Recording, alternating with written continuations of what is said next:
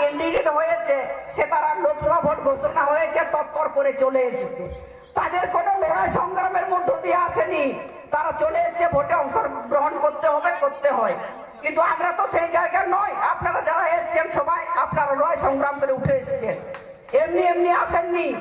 আর ওরা ভোট এসছে, চলে এসছে, কোনদিন মনে হয় মানুষের জন্য কথা বলেনি, এলাকার উন্নয়নের কথা বলেন। সেটা আপনারা বুঝবেন, আপনারা বিচার করবেন, আপনাদের হিসাব নিতে হবে। আমাদের তো সুযোগ আসবে না, তাদের মতো তো আমরা ডাং লাঠি নিয়ে আমরা লড়াই করতে পারবো না। কারণ লড়াই করতে পারবো ঠিকই, কিন্তু লড়াই করতে গেলে তখন আমাদের কেস দিয়ে দিবে।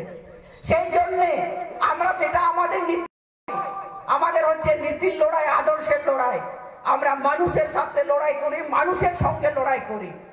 আদিবাসী বইয়া কো আপনারা আপে বাড়াইয়া জানি না আছেন কি হ্যাঁ মেন দেই আবো আদিবাসী হরা বিগত বামপন সরকারে তাহে কেনা ওনা হতে আবো সামনের সারিতে মনে হয় দাঁড়ায় গাওদা বাংখান কখনো আবো মনে হয় দাঁড়ায় কিয়া একমাত্র বামপন্থী কয়েকটা সরকার আবো সম্মানে এম কাটবো না।